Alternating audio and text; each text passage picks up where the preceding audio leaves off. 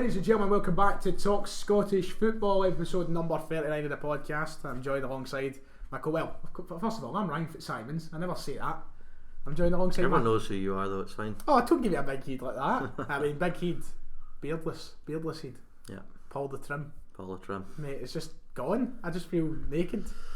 Horrible. Good weekend. You've gone with the fleece again. Aye, it's cold. It's cool. nice. I just can't take it off, mate. It's like I'm going to be wearing this. I had a good weekend. I think I'll be wearing this every podcast at the end of time now. It's just, you have a nice weekend? Aye, alright, you know. Couple of bevies. Few beers, right? I enjoyed it. And now we pay the consequences. Yeah, off it till Christmas. Missed the game yesterday and everything. But I've caught up, don't worry, we're not here to talk absolute nonsense. We've kind of got ourselves a wee bit of a plan. But I'm kind of incorporating two videos into one here. So we normally go in, we jump right away with the Scottish Premiership, we jump right into talking about Celtic and Rangers with the state they're in. And of course, if you're watching this on the Ryan 118 channel, the first part of this, hello, welcome. Subscribe to Talk Scottish Football. Subscribe to Buick 22.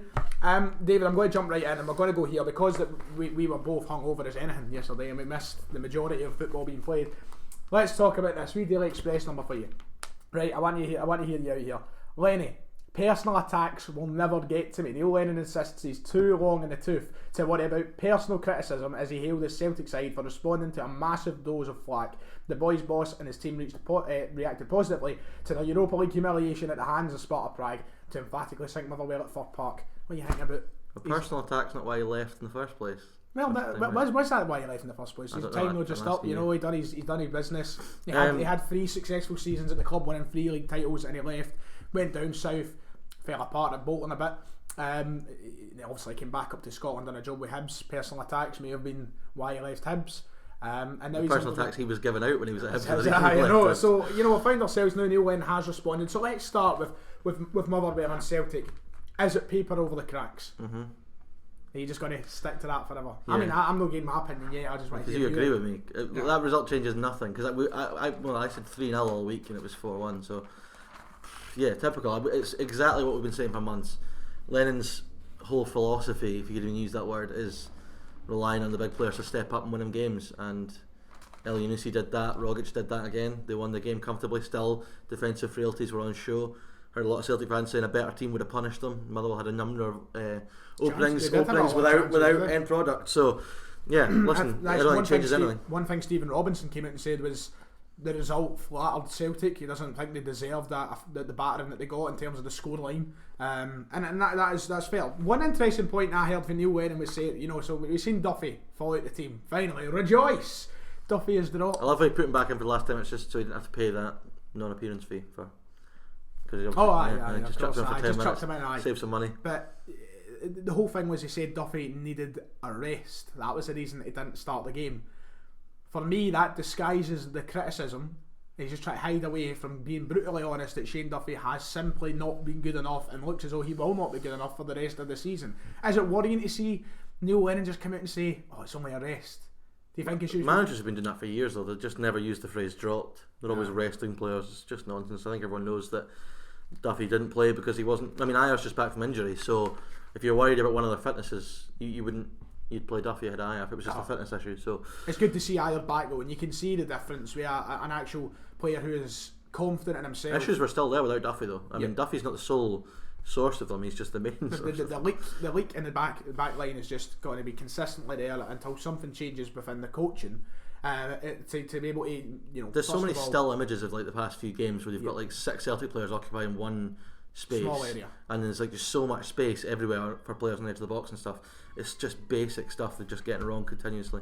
The last thing I would like to talk about in terms of the Express is covering and what the papers are covering, and a lot of the talk has been this week. Did Jock Stein die for that hat trick? Oh my god! On the bench, I was surprised to see him in the starting lineup because you seen what Lennon said after the game. He said, "Did you see El Yunusi on your phone?" He said, "They better not have been." I was like, "Oh god, El Yunusi would drop next game." Lennon can't drop him because El Yunusi's a foreign man, and Lennon's relying on the foreign players to keep him in a job. He could not have dropped El Yunusi. El Yunusi, fair play to him. Slow start to the season. A lot of people question maybe what does he actually bring. A few people were saying, in the last 3-4 weeks he's shown his class. Brilliant player, and that's when you get players hitting those high notes consistently, and you get them playing their best, and you've got them playing in their roles. It is going to benefit Neil Lennon a lot more, but I'm not going to change my tune. I'm not suddenly picking up the fiddle of everything's okay. I still think that we're looking at a long-term recovery for Celtic, and this one game doesn't spell anything. The international breaks came up now. Celtic will go into it knowing what has to be improved on, what has to be done over the next 2 weeks. Am I confident that we're going to come back and look any better than the mistakes and such we've seen? No, I still think we're going to struggle. Neil Lennon, in terms of me changing my mind on whether he's the right man of the job, has got a long way to go. And I said it on Twitter, look, don't be shocked if come the end of the season I'm putting up a tweet saying God bless Neil Francis Lennon, I love you, blah blah blah. If he turns us around and wins the league title, great. I still don't think he's the man to take us forward. That's what I'm saying. I've said this to you so many times. It doesn't matter if he wins the league or not. Won't change my opinion. Rangers, there's the headline. You'd hate to be a bit of a chipper, wouldn't you? 8-0, not that part, not that part. 8-0, ruthless and relentless. Gerrard won't allow the Rangers to ease up at the top of the table. He's held the squad 8-0. 8 grand. One of the most telling things I think from that game was just looking through Twitter as the game was going on. Most Rangers fans are pleased with the fact that Gerrard seemed to be continuing to tell them to keep the tempo, lift the tempo, to push even more. And that's after Rangers made a fair few changes at the weekend. They hooked Barisic at half time, Ryan Jack at half time, they just strolled it. Hamilton are useless, they're absolutely dreadful. Just look at the goals that flying in. You've got Ruth scoring 2, you've got Arfield scoring, you've got Tavernier scoring, you've got Brandon Barker scoring. Good week to have Tavernier as captain in the fantasy football. Aye, but it's unbelievable. This is a team right now who the bookies will quite rightfully be calling the favourites for the title. Celtic will not match that this season. There will not be an 8-0 victory for Celtic this season. That sort of victory has been coming for Rangers. I think I said it in the last show. I expected them to win 2, maybe 3-0, but I also said it could be the weekend that they finally find their groove in terms of goals. It has been coming because Rangers did this a lot last year where they would smash teams. I remember them smashing like Aberdeen at home and stuff. Yep. And it was just absolutely comfortable. In a 4-minute period, the game was gone. I think Brian Rice said that they started the game well, first 15 minutes Hamilton, which is the same as they did up at Pittodrie, same as they did against Hibs, and they just capitulated in such a short period of time.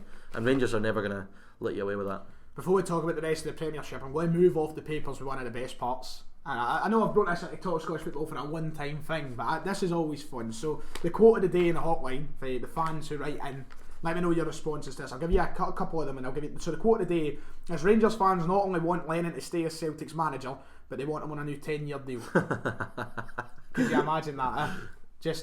Imagine we just dealt with having Lennon until he decided to retire. I don't think it's a Rangers fan that wouldn't be gutted if Neil Lennon. Oh my goodness! You've got, Hoop supporters might be hiding under the duvet right now. While some reckon the protest was the work of an undercover Rangers supporter, Lennon eased some of the pressure with a win at Motherwell with Shane Duffy, Edouard and Barkas all on the bench. I really don't think he did ease the pressure. No, think so? No, I don't think so. I'd be surprised if there's any Celtic fans that have changed their tune from Thursday night. I've had a few people comment. This is part of the issue. You know what I loved actually? I loved this. I had a dinosaur comment on my video yesterday, and this relates to us. He put us all under an umbrella, everybody in YouTube, and he says, I was talking to the guy who runs our supporters bus. I think he must be about 60-year-old or something like that. I was talking to the guy who runs the supporters bus, and every one of these people, including CJ Novo, including Sharp Div, including yourself, should be absolutely ashamed of what you do. You don't know what you are talking about. Get behind your manager. You would never get this 30 years ago. What a pile of nonsense, funny. Man. Honestly, you've got to open your eyes to things, man. If you can sit down and be happy after that 4-1 battering during the week, and just say everything's right and rosy after beating Motherwell, I don't know where to begin. I just honestly do not know where to begin. It's crazy, but that's what the papers are saying.